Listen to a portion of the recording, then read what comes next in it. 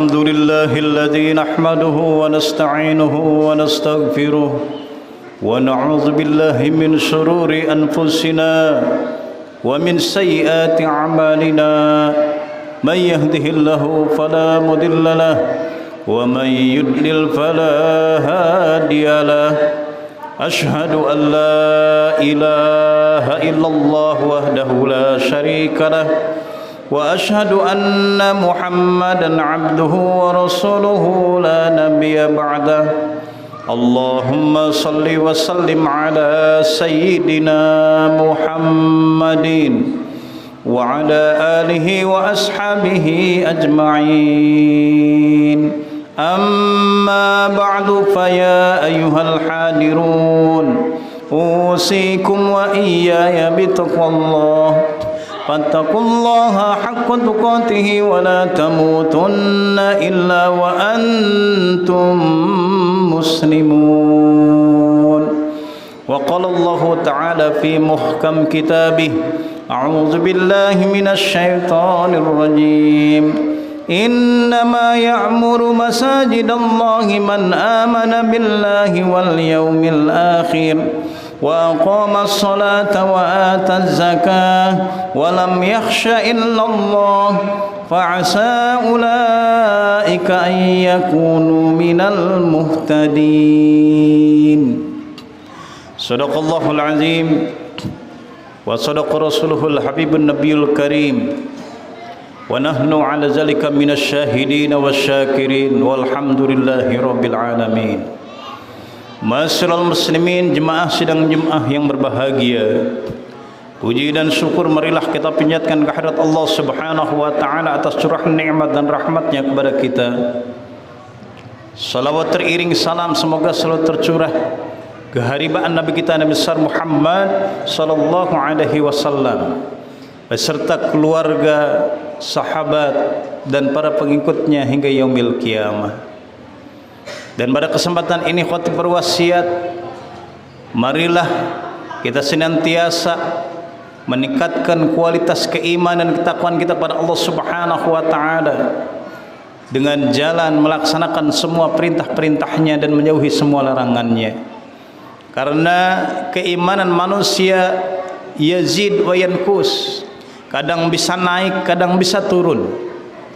Yazidul iman bi taatillah, dan bertambahnya keimanan seseorang bi taatillah bisa dilihat dengan ketaatan dia pada Allah Subhanahu wa taala, keimanan dia pada Allah Subhanahu wa taala, ketakwaan dia pada Allah Subhanahu wa taala.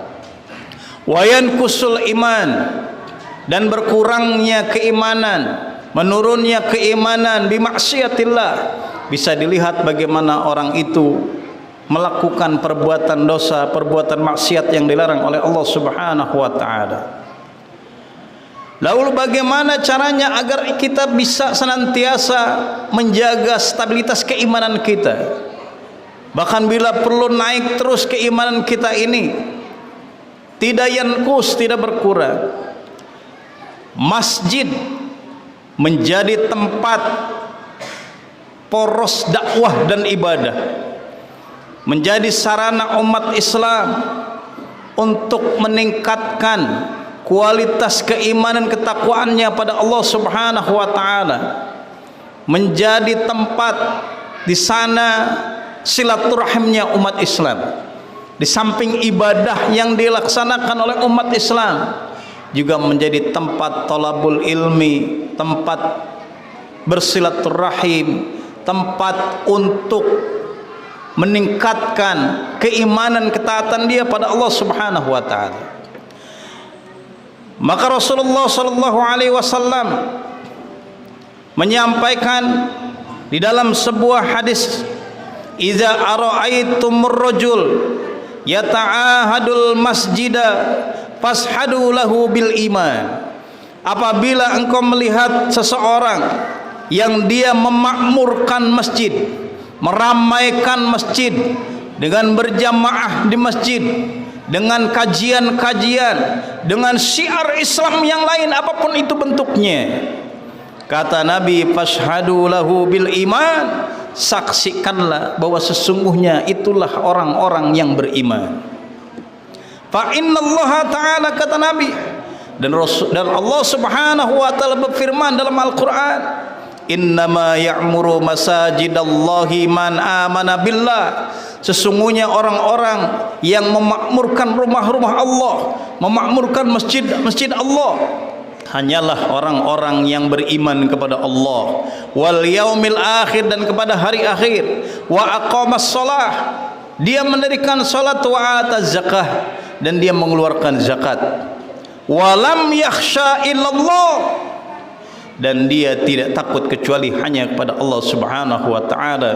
Fa asa ulaika ay yakunu minal muhtadin, dialah orang-orang yang akan mendapatkan petunjuk, hidayah, rahmat, keberkahan dari Allah Subhanahu wa taala. Di dalam ayat yang lain Allah Subhanahu wa taala berfirman, la masjidun usisa 'ala taqwa, kalau ada satu masjid yang dibangun di atas dasar pondasi ketakwaan, ikhlas karena keimanannya, kecintaannya kepada agama, kecintaannya kepada Allah Subhanahu wa taala, ketakwaannya kepada Allah Subhanahu wa taala, dibangun masjid di atas ketakwaan tersebut, min awwali yaumin ahaqqu an taquma fihi, maka orang itu lebih berhak untuk melaksanakan salat di tempat tersebut, di masjid tersebut. Fihi rijalun yuhibbuna an yatatahharu, karena di masjid itulah orang-orang yang beriman, dia beribadah kepada Allah Subhanahu wa taala, dia mempelajari ilmu agama, dia berzikir, dia membersihkan hatinya, jiwanya dengan cara taqarrub ilallah, mendekatkan diri pada Allah Subhanahu wa taala. Bahkan begitu banyak hadis-hadis yang menjelaskan bagaimana fadilah masjid yang mulia, yang agung. Ahabbul biladi ilallahi masajiduha, tempat yang paling dicintai oleh Allah Subhanahu wa taala di dunia ini adalah masjid. Li'annaha buyutut ta'ah, karena di sanalah tempatnya orang-orang yang taat, wa asasuha 'ala taqwa, dan didirikan atas dasar ketakwaan.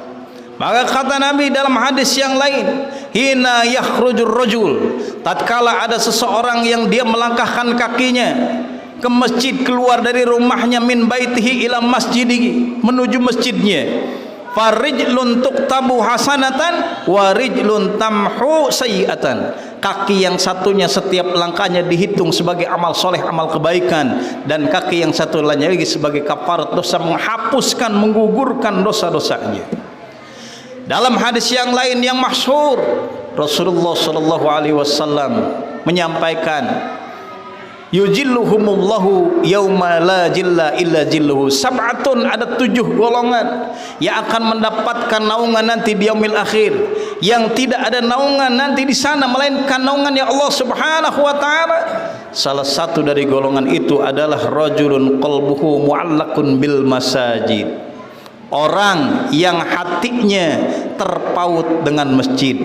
Kemana-mana yang ia tuju, yang ia ingat, taat tiba waktu ibadah, waktu salat adalah masjid. Masjid tempat dia mendekatkan diri kepada Allah, maka dia akan berusaha dengan sungguh-sungguh untuk menjaganya, memakmurkannya, syiar di dalamnya, beribadah, bertakwa, dan di dalamnya dia juga thalabul ilmi, menuntut ilmu agama. Begitu erat antara keimanan, begitu erat antara ketakwaan, begitu erat hubungan antara amal soleh dengan orang yang suka memakmurkan masjid. Maka masjid kita tercinta yang baru dibangun ini, telah selesai dibangun ini, mari dengan kecintaan pada Allah Subhanahu wa taala, dengan keikhlasan kita kepada Allah Subhanahu wa taala, dengan spirit iman dan takwa kita kepada Allah Subhanahu wa taala, kita makmurkan, kita ramaikan dengan syiar Islam, dengan dakwah, dengan ibadah, dengan kajian-kajian, sehingga dengan wasilah itu insyaallah Allah Subhanahu wa taala akan memberikan ridho, rahmat dan keberkahannya kepada kita. Jangan sampai ada suatu masjid yang diisyaratkan dalam Al-Quran oleh Allah Subhanahu wa ta'ala, walladzina takhadhu masjidan diraran wa kufran wa tafriqan bainal mu'minin. Kalau sampai ada satu masjid yang dibangun oleh orang munafik, tidak dimakmurkan di sana, tidak dibesarkan di sana, tidak dihidupkan masjidnya, akan tetapi justru masjid itu diroron, menjadi sumber bencana, wa kufron, bahkan menjadi sumber kekufuran, wa tafriqan bainal mu'minin, bahkan menjadi perpecahan antara sesama orang-orang yang beriman. Karena hanya untuk bermegah-megahan, berebut pengaruh di masyarakat, kepentingan politik praktis, bahkan sentimen perbedaan khilafiyah dalam hal agama. Untuk itu, mari kita kembalikan masjid kepada fungsinya, yaitu untuk mendekatkan diri kita kepada Allah Subhanahu wa taala. Jadikan tempat ibadah, kita makmurkan dengan dakwah, dengan syiar Islam, untuk mendapatkan rahmat Allah Subhanahu wa taala, berkah Allah Subhanahu wa taala yang akan menjadi saksi nanti di yaumil akhir kita menuju surganya Allah Subhanahu wa taala. Barakallahu li wa lakum fil Qur'anil azim wa nafa'ani wa iyyakum bima fihi minal ayati wa zikril hakim. Aqulu qawli hadza fastaghfiruhu innahu huwal ghafurur rahim. Allahumma shalli ala sayyidina Muhammad wa ala ali sayyidina Muhammad.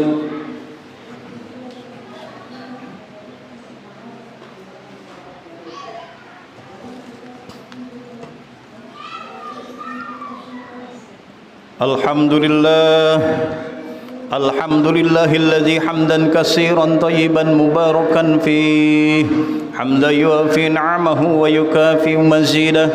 Ya Rabbana lakal hamdu wa lakal syukru kama yanbaghi li jalali wajhikal karim wa 'azimi sultanih.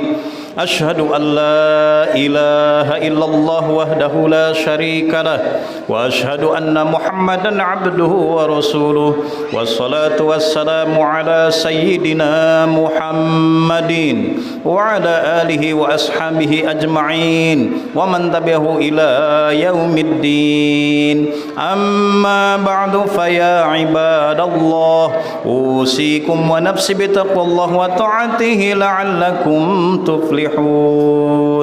Wa qala Allah ta'ala fil Qur'anil Karim, a'udzu billahi minasy syaithanir rajim. Innallaha wa malaikatahu yusholluna 'alan nabiy يا أيها الذين آمنوا صلوا عليه وسلموا تسليما اللهم صل وسلم على سيدنا محمد وعلى أنبيائك ورسلك وملائكة المقربين وارض اللهم عن الخلفاء الراشدين سيدنا أبي بكر وعمر وعثمان وعلي وعن بقية صحابة رسول الله أجمعين والتابعين والتابعين لهم بإحسان إلى يوم الدين وارض عنا معهم برحمتك يا أرحم الراحمين اللهم اغفر المسلمين والمسلمات والمؤمنين والمؤمنات الأحياء منهم والأموات إنك سميع قريب مجيب الدعوات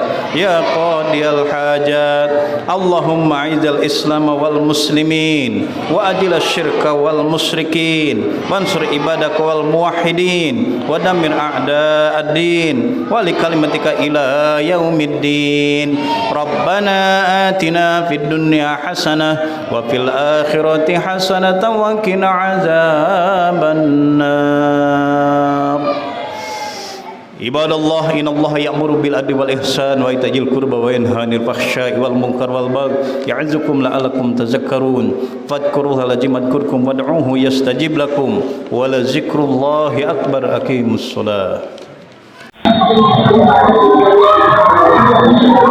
الله أكبر الله أكبر أشهد أن لا إله إلا الله أشهد أن محمدا رسول الله حي على الصلاة حي على الصلاة قد قامت الصلاة قد قامت الصلاة الله أكبر الله أكبر لا إله إلا الله